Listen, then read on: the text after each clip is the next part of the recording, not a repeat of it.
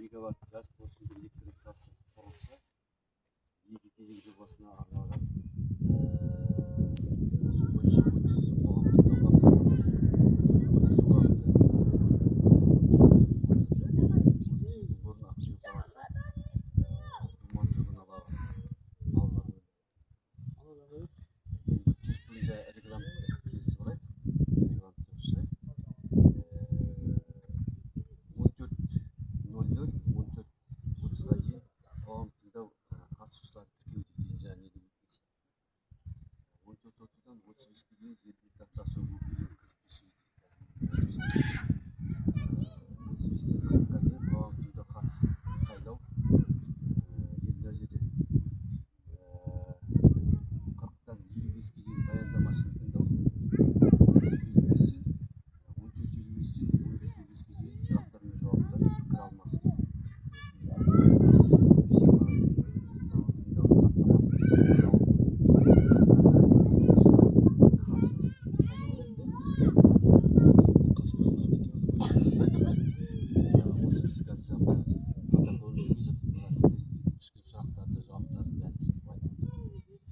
сіздерге жаңағыдай қысқаша мына бәрін оқып беріп жүрейін. Қазір енді өздеріңізге белгілі біздің жаңағы энергетика министрінің несі бар, приказы бар. Ол мысалға жаңағы бұл кісілер емес, сіз де мысалға өзіңіздің аулаңызда газ жағатын күн арқылы, я болмаса желі арқылы, я болмаса мынада жаңағыдай айтқан пайдалы газ арқылы осындай жаңағы светті алып, ауысқан үкіметке сатуыңызға болады. То есть мен өзім аулама қойып алып, өзім жаңағыдай не шығарса, мен өзіме тиісті жаңағы мега немді аламын да, қалдың телевизор қалған артылып жатса, мен энергия системаға сатамын. Сөйтіп мен үйде отырып сөйтіп табыс табуға болады. Бұл кісілер жаңағы заманға сай технологияның озық заманы ғой. Бір жағынан жақсы, былай айтқанда түрлі жаңағыдай бұрын біз тек қана жаңағы қандай ғана Ресейге тәуелді болдық. Солардан тоқ келеді, транспортировка. Біз олар бізге сатады, біз мына жерде отырамыз. А қазір біз өзіміз өңдеуге, то есть біз айтып отырмық міне. Біз қазір жаңағы бұны қойып, ана ауылдағы жаңағы елді мекендегі шаруа қожалықтар, оларға да жаңағы үкімет қазір не алып беріп жатыр. Білесіз, солнечный батарея, ветряная электростанция деген сияқты. Ол міне ол тәуелсіздіктен кету. Міне соның бірі мына жігіттер, олар қазір жаңағыдай айтады, газ турбиндік жағы неге айтады. Газ поршневый станция Ақтөбе қаласы осындай газды сіз жаңағы дұрыс біліп отырсыз, сол газды өңдеу арқылы сол газды тоқ алады. Сол тоқты бұлар енді кәсіпкер. Сол өңдеген жаңағы нені энергия система бар, энергия система уже жаңағы распределит. Ол уже жаңағы кімге қанша не береді. Бұлардың ең басты несі бұлар кәсіптік жаңа технология әкеліп отыр. Мен айтамын, бұрында да бұлар болу керек еді, өйткені олақта айтамын, біз тәуелді болдық та бізге ондай рұқсат берген жоқ. Істеткен жоқ. Өйткені біз анау ақшасынан айырылғысы келген жоқ, бізді жаңағы ұстап отыр. Қазір бізге мүмкіншілік бар, көрдің бе? Қазір біліп отырсаңыздар, жаңағы ағайын тумаларың бар шығар, айдалды отырған. Барсаңыздар, скважинадан су алып отыр, телевизор қарап отыр, түнімен свет жанып тұрады деген сияқты. Сондай, то есть былай табиғаттың жаңағы берген жаңағы несін пайдаланып отыр. Бұл жігіттер енді қазір бұл енді бұлардың жаңағы несі қалай айтсақ болады. Бізде бұрын болған жоқ. Осы бірінші рет кетіп жатыр да. Осы технология. Бұлар енді қазір дами береді. Өйткені мыналар қазір не пробный, осы жерден қандай жағдай не болатын болса, мен мысалға айтайын, мынан осындай бір нені ана ауыл жаққа бір күн салып қойсақ, мына светтің де қажеті жоқ болады. Біз ана столға тартып, ана жаққа басып шығады. Бұларға алып сөзге не болатын болса, бір ауылды, бір екі ауылдың бәрін алып шыға алады. Өйткені газ босқа келіп жатыр ғой. Босқа келіп, босқа жанып жатыр. Ал бұл соны пайдаланып, бұлар тоққа айналдырып, бұлар содан пайда көріп отыр. Сол себепті бұларды енді бір жағынан жаңа не болғасын біз қолдауымыз керек. Сіздерге ешқандай бұл жерде жаңағыдай айтады, мен жаңа келатқанда қарап келе жатырмын. Жаңа айтуымыз жөн, бұл жерге неге келдік? Сіздердің мына жерде қатысуың қандай? Алдымызға деген сұраққа ең бірінші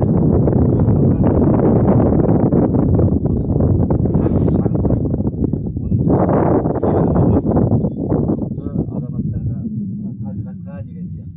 Оны енді қарайтын жаңағы тиісті органдар бар. Дей тұрғанмен бұлардың проекті тек қана жаңағы нетеді, осы халықпен кездесіп, соның бәрін айтып жеткізу, түсіндіру.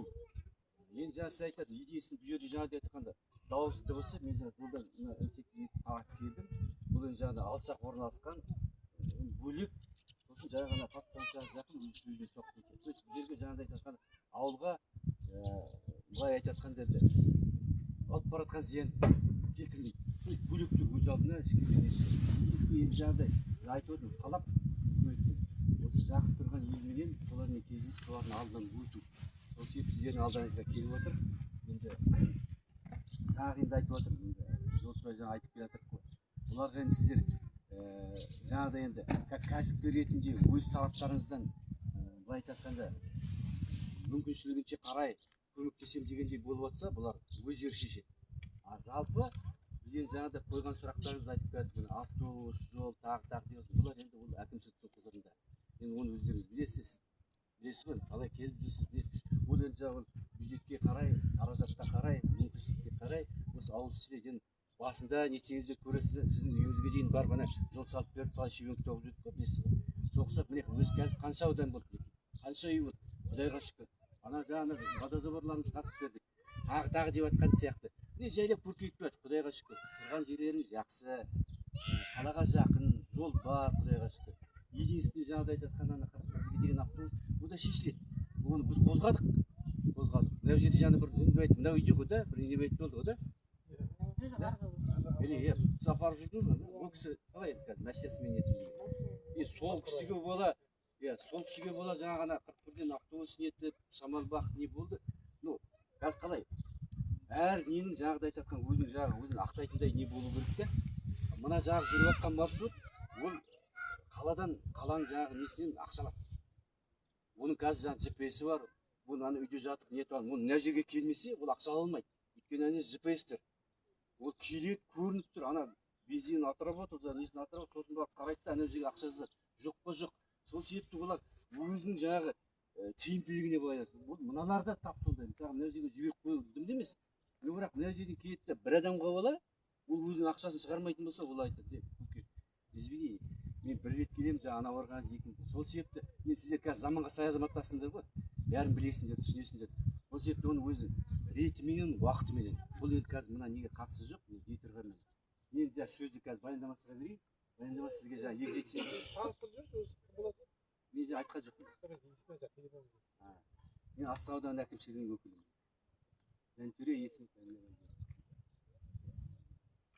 Құрметті қоғамдық тыңдау қатысушылар, бір ай бұрын осы ауылға келіп объявление жүрген болатын.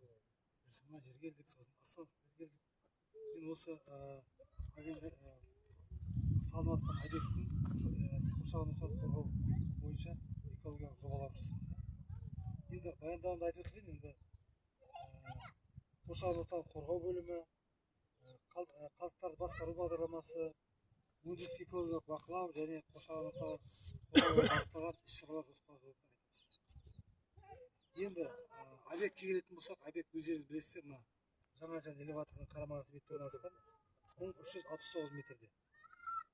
Енді сонымен қатар айтайын, осы объекттің санитарлық қорғау аймағын сразу айтып өтейін, 1210 метрде. Бұған қазір келемін. Енді газ поршень электростанциясы өздеріңіз білесіздер, газды іштен жану двигатель арқылы жағып, механикалық энергияны электрический энергияға айналдыратын генератор арқылы ток беріп отыр. Енді биіктігі 11 метр, толщинасы қалыңдығы диаметрі 0,4 метр трубамен түтіндік құбырлар шығарылады. Бұнда тек қана түтін құбырлары атмосфералық ауаға шықпайды, бұнда жаңағы катализаторлар және басқа да қондырғылар қолданылуы мүмкін. Әлі енді құрылысы толық аяқталған жоқ қой. Сол себепті бұнда талап қондырғылар қондырылуы мүмкін. Құрылыс барысында атмосфералық ауаға ластауыш заттар бөлуші дизельді электростанциясы, бульдозер жұмысы, инертті материалдарды түсіру, тасымалдау, дәнекерлеу, газбен дәнекерлеу және сырлау жұмыстары табылады. Ластауыш заттар көздерінде. Енді 7 ластауыш көзі анықталған, соның ішінде 6-ы ұйымдаспаған, 1-і ұйымдасқан көздер. Жалпы құрылыс барысында 1,4 тонна жылына ластауыш заттар бөлінеді. Ластауыш заттардың шашырау есебі эра бағдарламалық кешенімен орындалған. Шашырау есебіне сәйкес кәсіпорынның әсер ету аймағында барлық заттар бойынша шөгінділердің таралу есебінің шамадан тыс артуы байқалмайтындығын көрсетті. Осыған байланысты рұқсат етілетін мөлшер ретінде қабылданды. құрылыс барысында құрылыс жұмыстарына су 132 метр куб пайдаланылады. Сондай осындай көлемде су тасталады. Биотуалеттерге, нелерге, емкістарға құйып тасталып отырады. Нысан құрылыс барысында барлығы 3 тонна ластаушы қалдықтар түзіледі. Оның ішінде қатты тұрмыс қалдықтары 0,18 тонна, электродты қолдары 0,001 тонна, құрылыс қалдықтары 3 тонна, майланған шүберектер 1,9, 0,19, сыр ыдыстары 0,01 қалдықтар түзіледі. Бұлар уақытша бөлінген орындардағы арнайы контейнерлерге ыдыстарға жиналып, келісімшарт бойынша полигонға шығарылып отырады. Жалпы 26 объекттің 26-35 жылдары атмосфералық ауаға 6 тұрақ көзі анықталған. Оның ішінде бесеуі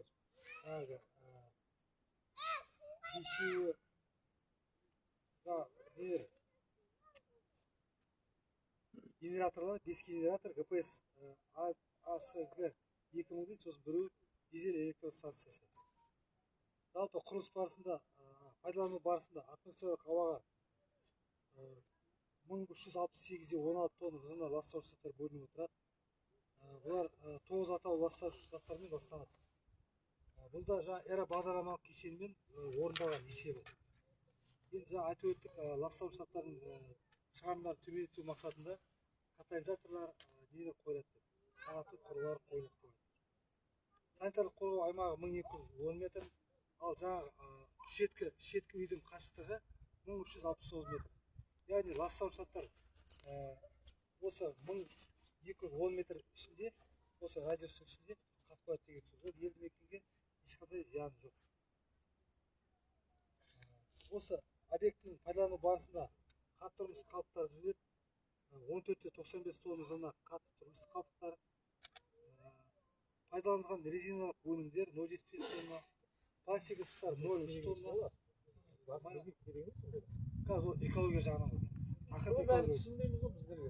Біз таза тақырып қойып оны. Айтсақ. Жоқ, оны тоқтайын, біз түсінбейміз бәрі. Уақыт алмайық та, сіздің де ғой, біздің де. Біз сұрақ қоямыз, менде бір сұрақ бар ғой, аудитория.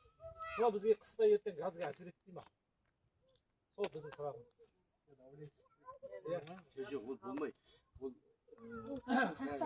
біздің үйінен алады, от біздің үйінен алады. жоқ, ол онда не болмайды. Перепад не етіп тұрсыз ғой. Нені жаңағыда айтатқан еді, мен байқап отырмын да, тек қыларсың, мен түсінесің ғой. Жаңа сіздерге мына 10 вольт келетін болса, сол 10 вольт келе береді. Газдың несінде де өзінің жаңағы средний давление высокте. Тыңдашы, сен сұрақ қойдың. Соның несі бойынша веткісі бар ғой енді. Определенный немен жіберіп отырады. Бұл не болмайды. Оны қорқудың қажеті жоқ.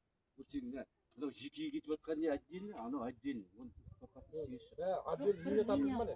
Отдельно линия тартылмай ма? Өзіне сол баратын несі бар ғой, веткісі бар, сосын жаңағы өзінің давлениесі бар. Сол газ қайықтың проектін. Сіздер агрессия 300-ден алып отырсыздар ғой, мына жерге агрессия. Біз бұл агрессия емес, бұл агрессияны аппатный линия салынып кезінде ана қалаға қарай алынады. Біз солдан подводящий газопроводтан аламыз. То есть біздің алып отқан газымыз біз сіздерден кейін алып отырмыз. Себебі агрессия газ келеді, агрессия шыққан газ сізге соған келеді, ол жақта бері қарай келген газ подводный газдан біз сізден кейін алып отырмыз. Сізге еңбектесеңіз, точка веска барлығын түсіндіріп одан бөлек технические условия деген бар. Біз бұны бұдан бұрын кәдімгі қазақ-аймаққа технический условия алуға заявка тастаған болатынбыз. Заявка тастаған кезде олар расчеттайды, мына машина қанша жейді, мына машина қанша потребляет, бере ала ма, бере алмай ма деген сияқты. Мысалы, қазіргі таңда егер бүкіл басқаша қолданылса 1600 куб газ сағатына қолданылады. Бірақ ол газдан, сол 1600-дің ішінде одан артығымен де бізге беруге мүмкіндігі бар, және ол қазіргі существующий потребительдерге ешқандай әсер етпейді. Оның бәрі қазақ-аймақта бәрі ана жақта жаңағыда айтады, бәрі есептеліп қарап тұрады ғой. Енді бізде ертең мысалы қыста біз қалмай жатыр. Жоқ, енді сол ертең мысалы ол жаңағыдай болса, мысалы мен бірінші сұрақ қоямын бұларға. Өйткені ертең сіздер бұлар білмейсің, бұлар әдетте кетіп қалады. Ертең біз келеміз, сендер бізге келесіңдер. Сол себепті мен бұл сұрақты жаңағы жолшыбай келіп сұрақ қойып жатыр, ана проектісін қарап қойып жатыр. Бәрі ең бірінші жағы не ғой? Технический. Мына осы территория біз думанға қарай емес, онда қалай болды? Жоқ, бұл жақын орналасқан елді мекен деп есептеледі. Соған жаңағыда айтып жатырғанда, зиянды не бар ма жоқ па деген сұрақ қой. Сіздерге былай келіп жатқан бұдан зиян еш жоқ. Алшақ орналасқан, талаптар орындалған. Ең бастысы бұл айтып жатқан бұл процедураны өту керек. Бұлар өтпесе бұл проектті защита жасай алмайды. Бұл жұмысын істей алмайды. Сол себепті былайша айтып жатқанда міне әкімшіліктің жаңағы ұйымдастыруымен сіздердің қатысуларыңызбен біз міне қазір бір ауыздан етіп қолдап береміз, қолын мен қойып береміз, сосын Аллах бар бұлар уже бітті. Сосын тағы бір сұрақ қояйын тағы жақсы. Енді тоқты біз сонда тек осы территорияны қамтисыздар ма қалай? Жоқ. Әрбір ол. Тапсырып жібересіздер біз ма? тек энерго системаны береміз. Вот былай ғой енді. Сен кәсіпкерсің, сен мысалға үйден сатасың, жүріп машинамен сатасың, сен сұрамайсың ғой мен анаған барайын. Сол сияқты ғой. Сен қазір мысалы мына жігітке апарып бересің, ана жігітке мына сені артық төлесе бұған қосып сол сияқты. Вот тек мына бір неге келеді да распределитель неге барады. Былай ғой, біз ана зайырлық бойынша единственный закупщик деген бар. Бүкіл электр қуатын біз сатып ақшаны электричестводан аламыз. Бірақ біз энерго системаның РЭС городская деген станциясына береміз. Олар ары қарай сіздерге өздері таратады. Мысалы біз тоқты бермей тұрып сізге тоғы жетіп тұрған болса, ол жағынан біздің берген тоғызбен более Жоқ, бұлар жаңасып тұр ғой. Саған қарап қаламыз жоқ. Олай емес. бізге қарап Бұл қалмайсыздар. қарқын бұл жайды бұл қалай айтсақ па күшейтуші ғой. Мысалға сен жаңа айтып түсіндірдің ғой. Жаңа министрдің несі бар. Әр адам өзі соған қосымша қоса берсең, сен де қоса аласың. Бұл да қоса. Өйткені біз содан тоғымыз көбейе береді де. Анда единый распределитель бұл да үкімет. Бұл тап мынаның тоғы саған келеді деген зат емес. Бұл мысалға жаңағыдай айтып жатқанда общий неге түседі. Кімде бұлар жаңағы жетпей тұрған не бар мысалға. Соған ете береді. Общий неге болмайды ғой. Қалай общий линиясыз мына жерде патсалда қосылып жатқансыңдар. Сол сұрап тұрған. Мына патсалда қосылып тұрма деп қосылып тұр. Сол ар жағында бірден патсалса апармайды ғой. Таппен қасында патсал қосылып тұрма. Сол патсалсы бізге беріп тұр ғой. Сол сұрап Пацанцияға беріп тұр, иә. сіз патсалса Біз пастанция өтеміз. Мен қате істесем, сол пастанцияны сіздер орысалып. ертең емес мысалы сіздер істемей қалса ана бізге городской топ келе береді ғой. Келе береді. Сол ғой сұрақ. Ол бір толықтырып тұр ғой, сол пацанцы. Толықтырып тұрған. Но бірақ ертең күнде бір Оның зияны жоқ қой. Оның зияны жоқ. Тоқтаса өзімен тоқтай береді ғой, оның ешқандай еші жоқ. соны біліп жатырмын ғой енді мен. Дұрыс айту. Мен ол жақтан шамасы разбирайте деп сосын сұрап жатырмын. Дұрыс. Мен айтсайын енді атмосфералық ауаның ластануы бойынша 90 сайын өндіріс экологиялық бақылау бағдарламасы жүргізеді. Инструментальный есептік методпен. Еще санитарлық қорғау аймағының ақ жағында және жер жағында өлшеу жұмыстары жүргізеді. Сондай-ақ осы қоршаған ортаны қорғауға бағытталған көгалдандыру, тағы басқа шаралар қарастырған, экологтардың білімін арттыру, сондай қарастырылған. Сол қысқаша баяндамасы. 1210 метрдің ішінде қалыпады. Ол сонда ауамен шығады, иіс болып кетеді. Жоқ, иіс болып кетпейді. Әлде қандай? Ол дейді мазут или жаңа көмір жағып жатса екен. Онда қатты заттар болмайды мысалы арасында. Я болмаса жаңа құрамында серасы немен шығады? Қандай мөлшерде? тұрғын жаңа айттым 1363 тонна деп айттым ғой жаңа сіздерге. Ауамен келеді ғой. Мысалы машинадан шығып тұрған түтін бар ғой. Сол сияқты түтін шығады, бірақ ол жақта үлкен мысалы Түтін шығады, ауамен шығады да ол где-то оның шоу есебі бар да ол компьютермен шығарады. Сол 1210 метрдің ішінде қалып қалады. айырмашылық 1360 а жетеуі 1210. Жетпейді. Сонда 120 Ол 8 метрде шөгуі мүмкін. қатты жел соқса негізі 9 метр кетейін деп. Келсек келмесек болды ғой енді бесполезно түсетін нәрсе түсті. Онда мына мен талқылау ғой. Қысым болмайды әйтеуір. Қоятын нелеріңіз бар, мен де былай айтайық. Сұрақтарыңыз болмаса, мына жігіттерге рахмет айтайық. Тағы сұрақ бар ғой. Сұрақ менде көп әлі. Сізге енді ол жеке кәсіпкер болғасын бір көмегі тиyu керек қой. Ондай көмектер не керек болмаса. Бұл отдельно мына проектке кірмейді. Аз айтайық. Мысалға любой жерде бір жеке кәсіпкер болса бір поддержка мен айтайын, мен бұны бітіріп тастайық. Сосын мына жігіттер мен жаңа түсіндіріп айттым. Сіздер өздері қалай келісесіңдер, бұлардың мүмкіншіліктері қандай. Мен бұлар жаңағыда сіздерге жол салып бермейді. Басқа не салып бермейді. Мен де айтып едім. Сіздер қараңдар. Сұрап отырып қой енді. Қандай көмектерің бар? Мен айтайыншы, мен тыңдап. Сосын мына жинас бітіріп алайық, сосын асықпай қоясың. Бұлар қашып кетпейді. Осы жерде тұрады. Жинасты өзіңіз айтасыз кетіп қалады деп. Жоқ. Біресе қашып кетпейді дейсіз. Мен түсінбедім. жинасты бітіріп алайық да. Я өзіңіз айтса кетіп қалады дедім. Газға тапсырады деп ол кетіп қалады дедіңіз. Енді сұрас кетпейді дейсіз. Жинасты бітіріп алайық. Сосын енді асықпай кетеді. Мына енді жаңа тағы да нелеріңіз болса, сұрақтарыңыз болса айтыңдар. Болмаса енді жаңағыда айтып жатырмын. Бұл жігіттер енді мына заманның жас жігіттері мен жаңағыда айтып жатырмын. Біз енді неміз келді. Бұлар қазір міне жаңағы жұрттан қалмай. Енді біз жаңағы бұрын Ресейге қызығатын едік, Қытайға қызығатын едік. Былай айтып жатыр. Қазір біз өзіміздің арамыздан шығып жатырмыз, Құдайға шүкір. Сол себепті біз бұларға тек қана ақ жол деуіміз керек. Одан кейін тағы көтерілсін жігіттер, базар жоқ, еңбектеріне бере болмасын деген оңбасын дейді. Енді мен жаңа айтайын. Енді қосымша не болмаса жиналысты аяқтайық. Иә? Жиналысты аяқтайық. Сосын жаңағыдай частный егіп көшеміз. Дұрыс па? Қарсылық жоқ қой, да?